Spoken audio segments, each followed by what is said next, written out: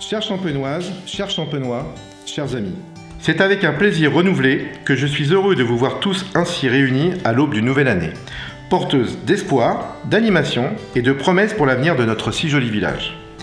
Car s'il est bien un fil conducteur à l'action de notre municipalité depuis son élection, c'est que nous n'avons eu de cesse de préserver et améliorer la qualité de vie de chacun dans notre commune. Le patrimoine bâti hautement qualitatif qui nous a été transmis par nos aînés et le cadre environnemental exceptionnel dans lequel nous vivons sont une chance que nous nous appliquons au quotidien à préserver et valoriser. Pour toutes ces raisons, nous conduisons une politique cohérente et maîtrisée en matière d'urbanisation. Et ce, malgré la pression constante des promoteurs et de l'État. C'est une tâche ardue, car nous avons à gérer également la velléité des propriétaires privés qui aspirent lors de vente de leurs biens à en tirer le maximum, quitte à défigurer de belles et anciennes propriétés. C'est donc pour protéger encore plus notre écrin de vie que nous allons prochainement nous engager dans la révision de notre plan local d'urbanisme, plus souvent appelé PLU, ceci afin de valoriser encore plus ce qui fait le patrimoine et le charme de notre cadre de vie. Nous avons également demandé, comme vous le savez déjà, le classement intégral de notre commune dans le parc naturel régional du Vexin. Notre ville, ma priorité. Chaque année est marquée par des perspectives et des événements heureux ou malheureux, des douleurs ou des bonheurs, ressentis personnellement ou collectivement. Cette cérémonie est l'occasion de nous souhaiter l'énergie, la force et l'enthousiasme nécessaires pour transformer nos vœux en réalité. 2024 démarre avec vous, à vos côtés. Car je le répète, notre ville est ma priorité. Avec mes équipes, nous nous sommes engagés avec force et ténacité à améliorer le quotidien des champenoises et des champenois. Notre ambition n'a pas changé depuis notre arrivée aux responsabilités. Elle est toujours la même, placer l'humain, la fraternité et le devenir de notre ville au cœur de nos préoccupations. Faire face, prendre les décisions qui s'imposent, courageuses, voire douloureuses en matière de finances publiques, notamment pour le bien fondé de la commune et de ses habitants, est de notre responsabilité et de ma responsabilité. Cette année à vos côtés, j'ai envie de partager avec vous ce qui nous motive chaque jour à braver les difficultés financières, les lenteurs des strates administratives, la restriction des normes toujours nouvelles et les difficultés d'organisation. Sans refaire un bilan de mi-mandat, je souhaitais revenir sur quelques faits marquants de l'année passée. Faits qui ont considérablement impacté la gestion globale de notre commune. Après 2 années de crise sanitaire, les tensions internationales et la crise énergétique induites ont plongé notre civilisation dans une période de doute et d'angoisse sur l'avenir. Ce contexte a provoqué une flambée des coûts de l'énergie comme de tout ce qui est nécessaire pour la vie quotidienne. Notre commune n'y a pas échappé et notre gestion a dû s'adapter à des dépenses croissantes avec des revenus en diminution du fait de la baisse des dotations de l'État, de la disparition de la taxe d'habitation et des transferts de compétences aux communes sans compensation. C'est dans ce cadre très contraint que nous avons arbitré des dépenses de fonctionnement en diminution, tout en essayant de préserver notre capacité d'autofinancement et d'investissement. Notre ville, notre cadre de vie, mes priorités. Les difficultés qu'ont rencontrées les ménages ont eu les mêmes causes et effets sur la gestion de la commune, et nous sommes parvenus, une nouvelle fois, à un fragile équilibre sans augmenter la pression fiscale. Mais jusqu'à quand ? Nos initiatives en ce domaine nous ont permis de conjuguer maîtrise des dépenses et transition écologique. Je veux parler ici du passage en LED de la majorité de l'éclairage public et de son extinction entre minuit et 4 heures du matin. De la programmation, de l'éclairage, des équipements sportifs et de la régulation thermique des bâtiments communaux. Ainsi, notre futur centre culturel bénéficiera d'une isolation renforcée et de panneaux photovoltaïques. Nous veillerons également à ce que les règles d'installation de panneaux solaires pour les particuliers soient assouplies tout en veillant à leur bonne intégration dans notre patrimoine architectural. Mais ce sont aussi vers les plus jeunes que j'ai souhaité concentrer nos efforts pour changer leur cadre de vie et répondre aux défis climatiques. Une démarche de végétalisation des cours des écoles a été lancée. Elle est destinée à lutter contre les îlots de chaleur et de manière plus large à transformer les cours de récréation pour en faire de nouveaux espaces pédagogiques et pourquoi pas des classes hors les murs. Progressive et participative, cette opération doit permettre aux enfants et enseignants, sous forme d'ateliers, de bâtir un nouveau cadre de vie scolaire. Notre ville, nos enfants, mes priorités.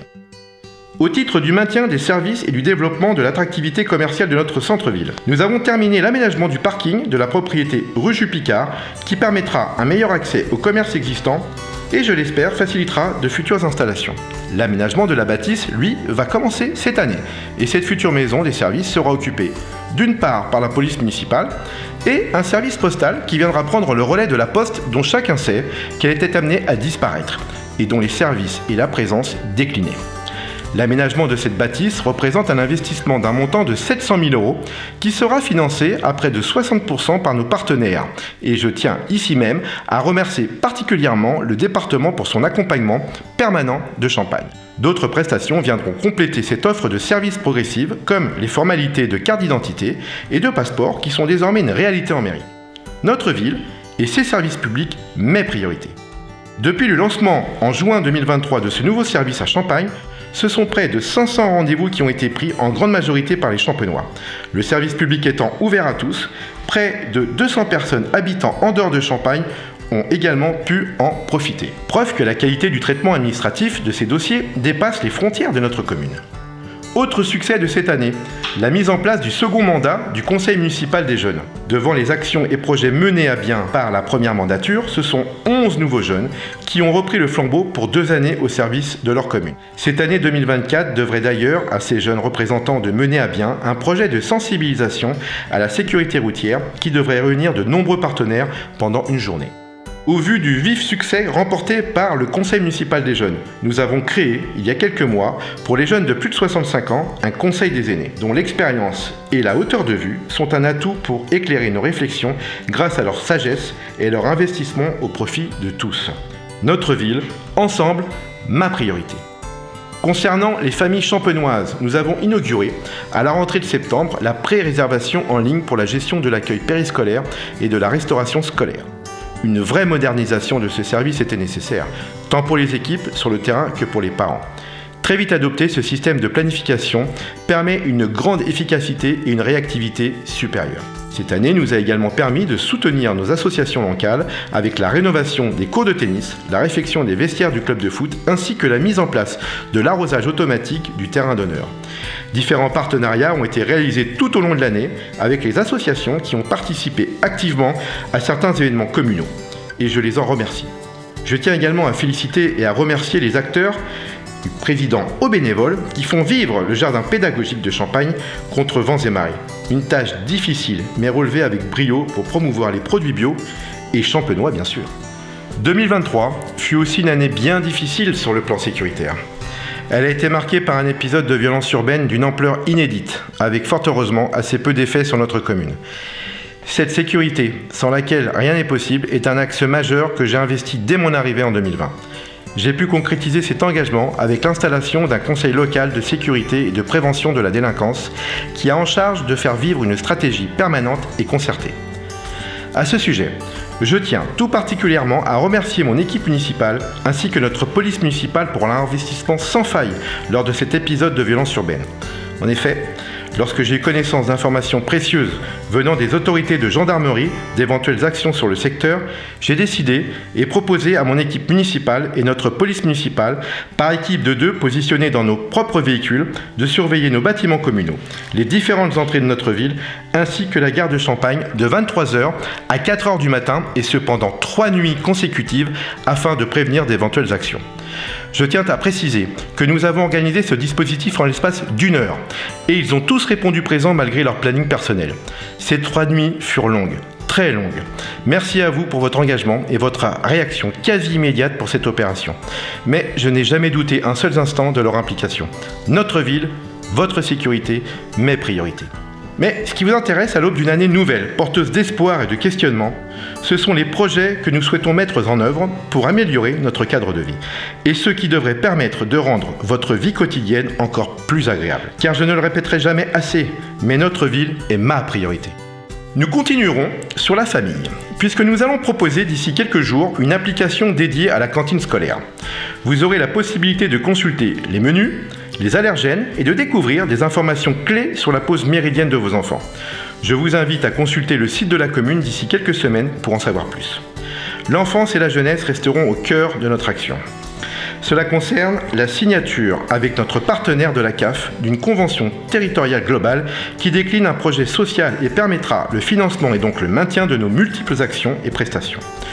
Au chapitre environnemental, je souhaitais vous informer de la mise en œuvre de l'étude préparatoire à la construction d'une passerelle piétonne entre Champagne et l'Isle-Adam. Le coût de cette étude sera intégralement pris en charge par le syndicat mixte des Berges de l'Oise. Et nous pouvons être heureux d'avoir obtenu l'accord de principe de la municipalité de l'Isle-Adam pour la réalisation de cet ouvrage, qui, je vous le rappelle, figurait dans notre programme de campagne. Merci Morgane pour ton soutien et ton accompagnement sur ce dossier. Nul doute que ce lien fonctionnel avec cette commune sœur valorisera de façon réciproque l'attrait touristique de chacune et permettra, entre autres, à nos jeunes de bénéficier d'une liaison vélo pour se rendre au collège ou au lycée. Alors comme on parle de collège notamment, j'en profite pour mettre définitivement fin à une légende urbaine véhiculée par nos détracteurs qui profitent de l'anonymat des réseaux sociaux pour déverser de fausses informations caractère stupide et malfaisant. Les enfants de Champagne ne seront pas scolarisés au futur collège de Persan actuellement en construction. En effet, dès que nous avons été informés d'une telle éventualité avait été évoquée, nous sommes immédiatement intervenus auprès du conseil départemental qui gère la carte scolaire de ces établissements, afin de faire clarifier cette hypothèse qui a créé un vif émoi dans notre ville. Car s'il est toujours souhaitable de promouvoir la mixité sociale, en particulier dans le milieu scolaire, il est également pertinent de permettre à chaque enfant de s'épanouir et de développer son potentiel au maximum de ses possibilités.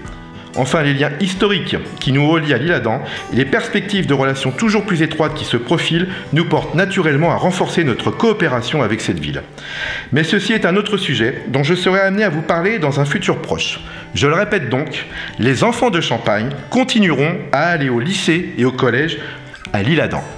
Notre ville, nos enfants sont mes priorités.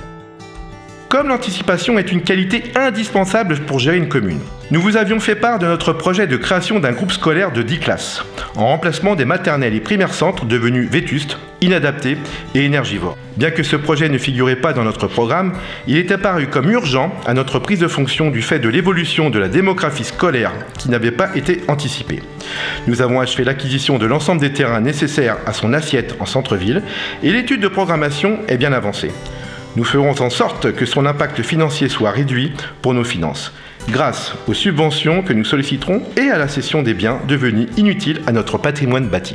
Toujours au plan des réalisations à venir, après avoir acquis l'ensemble des terrains qui jouxtent le parc municipal et après avoir choisi l'opérateur qui va réaliser le nouveau quartier du centre-bourg, nous verrons débuter cette année les premiers travaux de construction dans cet espace.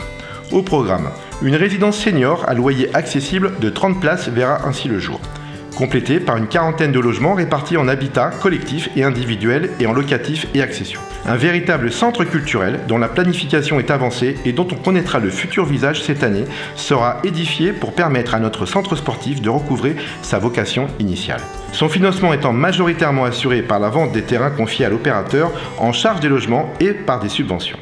En outre, il permettra à notre programmation culturelle de s'étoffer et d'accueillir des productions encore plus qualitatives. Comme je l'indiquais précédemment, l'amélioration de notre cadre de vie est une préoccupation essentielle pour notre municipalité. Et nous sommes satisfaits de voir enfin commencer les travaux de réhabilitation du parc de logements sociaux de la Place de l'Europe, intégralement financé par Val d'Oise Habitat pour plus de 4 millions d'euros cette année. Nul doute que cet investissement totalement justifié contribuera à une meilleure qualité de vie dans ce quartier de notre commune qui le mérite sans contexte. Notre ville, ses logements, mes priorités. Au titre de l'entretien et la réhabilitation de notre patrimoine, l'église Notre-Dame de l'Assomption, joyau architectural du XIIIe siècle classé au monument historique, a bénéficié d'une étude portant sur les travaux de remise en état à effectuer par ordre de priorité pour sa conservation.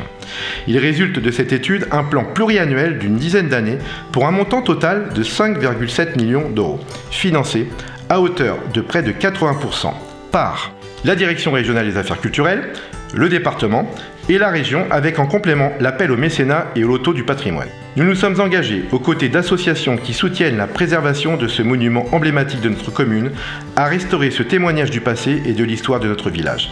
Et la première phase de travaux d'assainissement et drainage autour de l'édifice démarrera dans le courant de l'année. Notre ville, son patrimoine, mes priorités.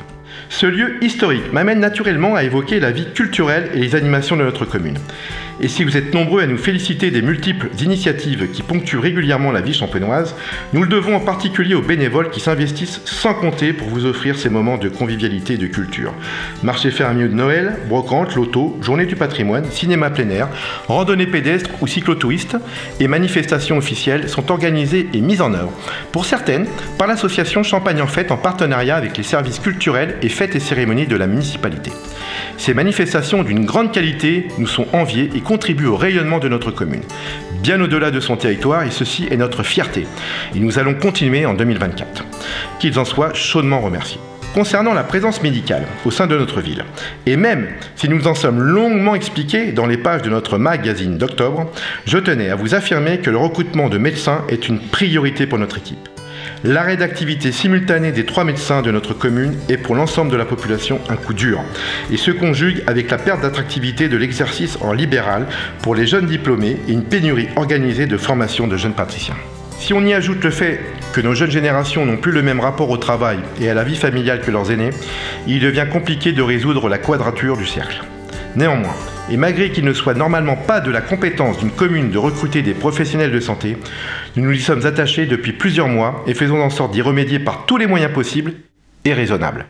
Il est aussi vrai que si dans un mandat précédent, les propositions d'installation avaient été plus généreusement aidées, nous n'en serions peut-être pas dans cette situation. Parallèlement, et afin de permettre une installation facile, rapide et accueillante d'éventuels candidats médecins, nous avons engagé une procédure d'acquisition avec le propriétaire actuel de la maison médicale qui souhaite vendre. Force est de constater que Champagne compte désormais dans notre bassin de vie et que nous sommes aujourd'hui considérés comme une commune dynamique et attractive. Comme vous le voyez, notre slogan de campagne « Faire vivre Champagne » a réellement été mis en œuvre au profit de tous. Je souhaiterais vous dire combien ces projets, ces réalisations et ces améliorations sont le fruit d'une vision d'avenir, un projet de vie pour Champagne. Ce cap, qui nous guide ensemble depuis maintenant 4 années, nous porte et fait croître le petit pouce qui a germé depuis mars 2020 contre vents et marées et contre pandémie et conflits armés. Vivre à Champagne est une réelle chance pour une qualité de vie que nous ne cesserons de faire progresser. Pour vous et avec vous tous. Plusieurs de ces projets sont particulièrement structurants pour notre commune et ils répondent à certaines problématiques qui sont restées en suspens de longue date. Voici donc un état d'avancement des projets réalisés et en cours pour lesquels vous m'avez choisi en 2020. Alors, je veux vous redire aujourd'hui mon profond attachement à Champagne et mon envie intacte de continuer à vous servir, jour après jour, pour améliorer en continu votre qualité de vie. Chaque journée passée depuis la dernière élection municipale, j'ai pu toucher du doigt combien, dans mon rôle de maire, il fallait être disponible en permanence et capable de régler n'importe quel problème. C'est ainsi que je conçois le rôle du maire. Une présence de tous les instants, sans compter son temps, au service des administrés. Une cérémonie des vœux ne serait pas sans que je témoigne de ma profonde gratitude à ceux qui font vivre Champagne et qui sont les artisans de son attractivité toujours croissante. J'adresse donc en premier lieu mes vœux aux personnes présentes ici ce soir, qui s'engagent jour après jour à maintenir cette énergie, cette activité pour que notre village continue de vivre. Je veux ainsi remercier nos commerçants qui vont continuer à s'étoffer, je l'espère, dans le courant de l'année et qui font battre le cœur de Champagne. Merci à nos forces de sécurité, gendarmes, pompiers et policiers municipaux pour leur veille quotidienne de jour comme de nuit, même les jours fériés. Merci à nos enseignants, directrices et directeurs d'école qui œuvrent au quotidien pour l'éducation et l'apprentissage à la citoyenneté de nos enfants. Un merci particulier à nos assistantes maternelles qui ont su recréer une association, les Frimousses, afin de continuer à dorloter nos tout-petits. Merci à nos professionnels de santé, dont le dévouement et la disponibilité sont remarquables à plus d'un titre.